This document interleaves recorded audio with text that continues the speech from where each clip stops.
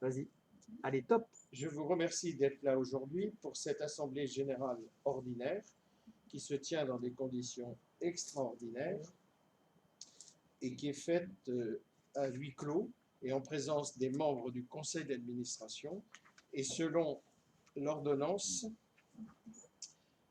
du 321 du 25 mars 2020 et le décret 2020-418 du 10 avril 2020 qui permet de tenir à huis clos, sans présence physique des adhérents, cette Assemblée générale ordinaire. Nous avons donc décidé de la tenir quand même à huis clos, mais en présence des membres du conseil d'administration. Cette Assemblée générale ordinaire, alors nous l'enregistrons pour que tous nos adhérents puissent assister à cette Assemblée générale comme s'ils étaient à la salle de la Forestière. J'espère que l'année prochaine, nous nous retrouverons très nombreux, salle de la Forestière. Alors, l'Assemblée générale ordinaire contiendra l'approbation du rapport d'activité et du rapport moral par le secrétaire général et le président, le rapport financier et l'approbation des comptes par notre trésorière, les propositions du montant de cotisation 2021 et enfin l'élection des membres et le renouvellement du conseil d'administration. Alors, avant cette Assemblée générale, il y a eu le dépouillement des votes par correspondance ou par Internet qui sont faits sous l'autorité des deux secrétaires et de Dominique Baudin. On vous donnera les résultats au fur et à mesure des votes des résolutions. On peut considérer quand même qu'il y a eu une bonne participation à cette Assemblée générale. On a 86 participants au vote, enfin 86 bulletins de vote. Ce qui est quand même pas trop simple parce que c'est pas évident de faire voter les gens par correspondance. Sachant que sur la liste d'hébergement ne pouvaient voter que les gens à jour de leur cotisation 2019 qui s'élevait à 565. Merci Martine. Voilà, donc on a 15%, je n'ai pas fait le calcul, mais comme ça, 15-16% qui ont voté, ce qui, et je dirais plus que la normale, parce que quand il y a des votes comme ça, c'est en général autour de 5%. Voilà, donc on peut considérer qu'il y a eu une petite mobilisation, mais une mobilisation certaine. De toute façon, le quorum est atteint, donc nous pouvons délibérer normalement. Alors, le rapport d'activité du 30 juin 2019, 1er juillet... Vous mettez deux scrutateurs comme secrétaire. Voilà. Les deux scrutateurs. Il faut déjà on ouvre la séance. Donc, pour ouvrir cette séance, il faut procéder déjà à la nomination d'un président, d'un secrétaire et d'un scrutateur. Déjà. Deux scrutateurs. Alors, les deux scrutateurs sont les deux secrétaires généraux. Et le président, Vincent Sol. Non, c'est toi. Ah, Jean Mazodier. Bon, le scrutateur. Je sers au moins à quelque chose. Qui c'est les deux scrutateurs? Les deux scrutateurs, les deux secrétaires. Oui, mais Patrick est secrétaire. Vous êtes secrétaire, il faut deux scrutateurs en plus. Ah oui, il faut deux scrutateurs. Oui. Alors, qui est candidat? Philippe Keller est le deuxième scrutateur. Mais n'importe qui. Allez, Joël, démontre. Alors, le rapport d'activité. Non, c'est pas fini. Et le rapport d'activité du 30 juin 2019 au 1er juillet 2020. Nous avons estimé qu'il fallait le lire dans son intégralité pour que toute personne allant sur le site puisse assister et écouter ce rapport d'activité qui, je vous rappelle, a été déjà diffusé dans notre bulletin de juillet 2020, le bulletin numéro 94, et qui a été envoyé par voie postale à tous nos adhérents et par voie électronique aussi à tous nos adhérents qui s'élèvent à 700. Martine, combien d'adhérents? Aujourd'hui, 706. 6. Bon. Alors, rapport d'activité du 30 juin 2019, je le lis, hein, comme ça, ça ira plus vite. Gestion des adhérents avec GESASO, c'est-à-dire gestion des adhérents, 750 adhérents, 500 adresses mail, le chiffre exact vient de vous être donné par Martine Laborie. Il permet de tenir la comptabilité, l'agenda des réunions, la communication par mail avec administrateurs et adhérents et le stockage de la documentation. Alors, chaque adhérent peut consulter, modifier son profil, consulter la documentation, consulter le site plcf.fr. Il est régulièrement mis à jour. Merci Dominique. Vous pouvez communiquer aussi par courriel à contact@plcf.fr. Le conseil d'administration, 9 réunions, une fois par mois, hors confinement. Pendant le confinement, réunions en visioconférence 2 fois par semaine, le mardi et le samedi. Ça a été un petit peu délicat au début, puis après on s'y est fait, et puis après on s'est dit, bah, c'est sympa, ça a permis de passer le confinement, je dirais, tranquillement. Il y avait en général une dizaine, on a atteint un jour, je crois, 16 participants, et ça s'est plutôt bien passé. Et on le refera sans doute pour des séances de travail. On a participé au suivi des permis de construire et les relations avec les services de l'urbanisme. Enfin, on tient un observatoire des irrégularités, suivi de chantier, abattage d'arbres, litiges entre voisins, et enfin les relations avec les services de la commune chargés de la sécurité, de la voirie et de la police municipale. Le rôle principal de l'association, c'est la veille permanente, l'information réglementaire, la présence aux conseils municipaux et aux réunions auxquelles nous sommes conviés. Nous participons toujours à toutes les réunions auxquelles on est invité. Et on a notamment travaillé sur les groupes de travail, sur les enquêtes publiques du plan local d'urbanisme et du plan de périmètre des risques de submersion marine. On a travaillé aussi sur les arrêtés préfectoraux, notamment la réserve naturelle nationale du Bandarien. Merci à Philippe Le Mercier pour sa contribution qui a fait le tour du bassin. Oui, fallait-il ou non exécuter les goélands et les goélands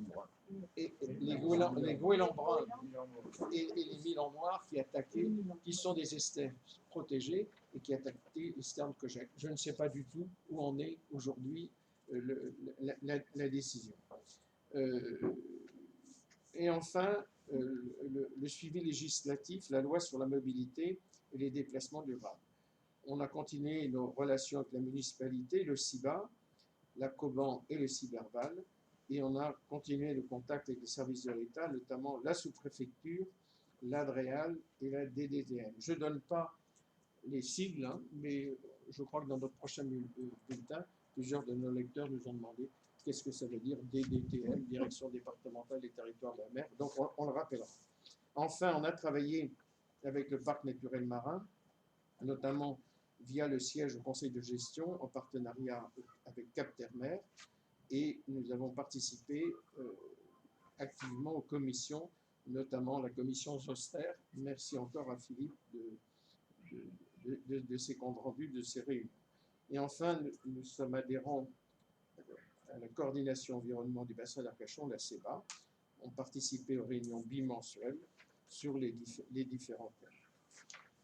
Maintenant, je vais vous lire le rapport moral du président, qui normalement n'est pas soumis à vote, mais on va le soumettre à vote.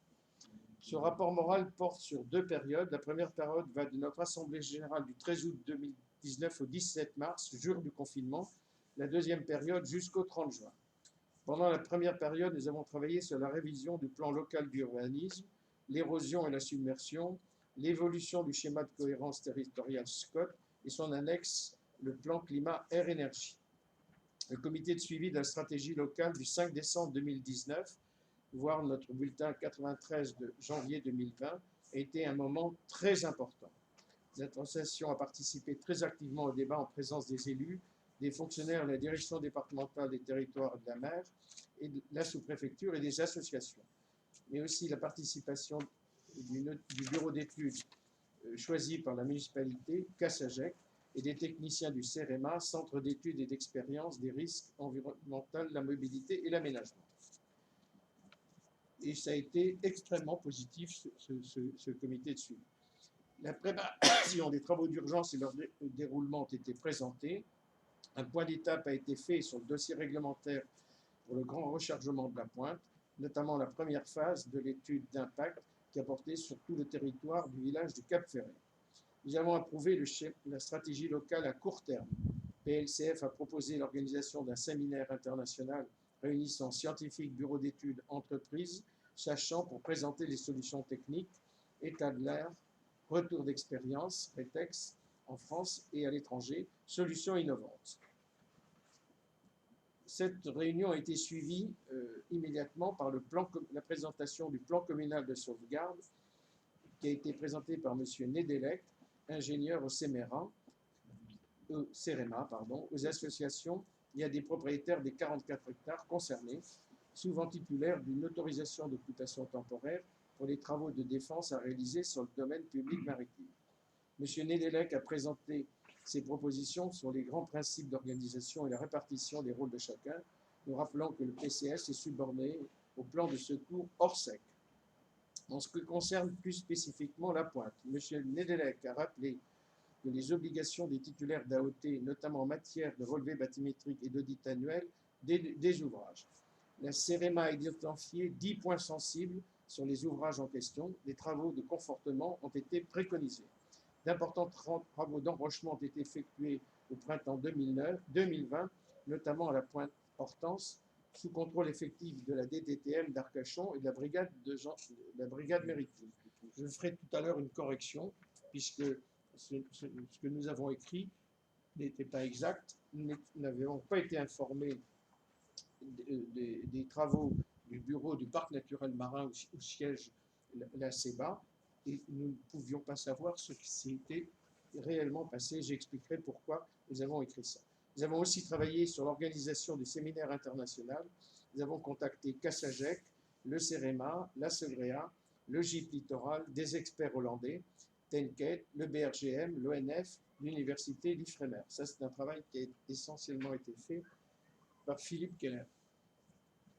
Le 30 août 2019, PLCF, Jean Mazelier, à titre personnel et en tant que directeur de la publication, ont été cités à comparaître devant le tribunal de Bordeaux par Benoît Bartorotte pour un article paru le 30 juin dans le bulletin numéro 92 au sujet de l'article de deux éminents scientifiques, Jean-Pierre Tastet et Louis Martin, ferricapiens de naissance. Nous avons été amenés à nous faire assister par deux cabinets d'avocats, un parisien spécialiste en diffamation et un bordelais en la personne du bâtonnier.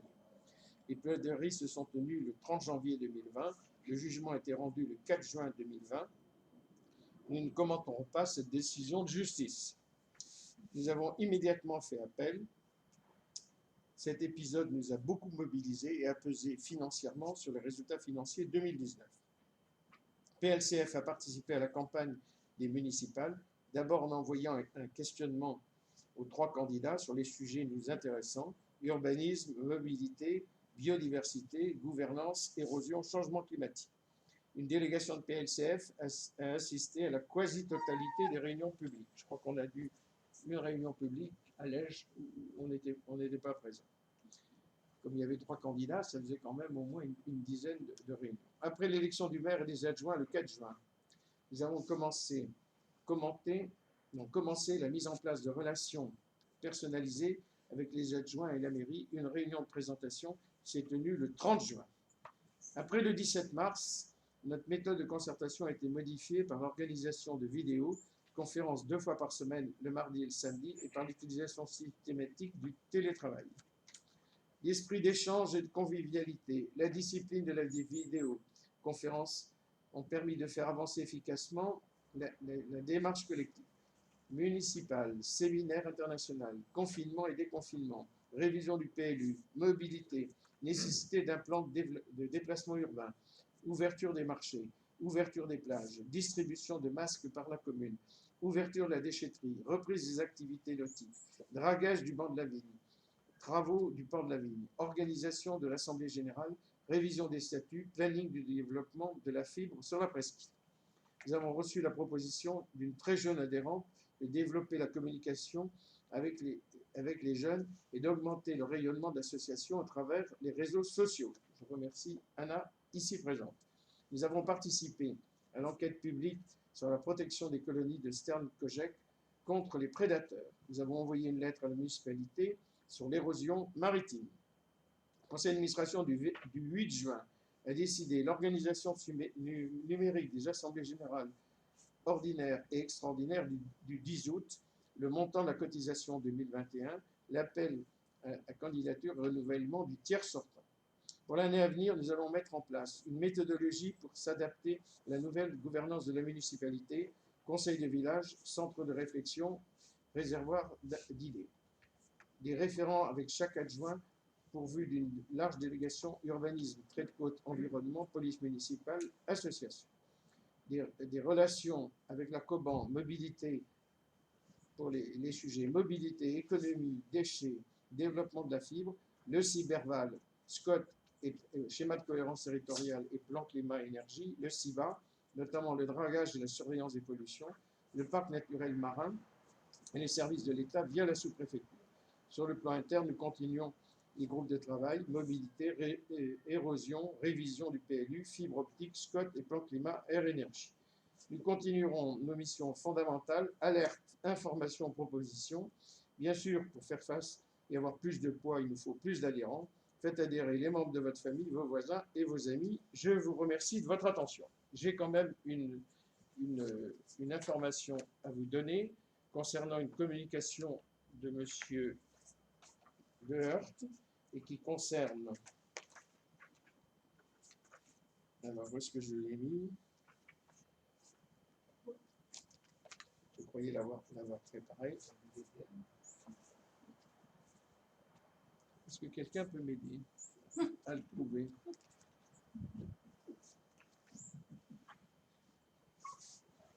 Bon. Je cherche le document de M. Laert, nous demandant de préciser quelque chose. Je peux couper une minute?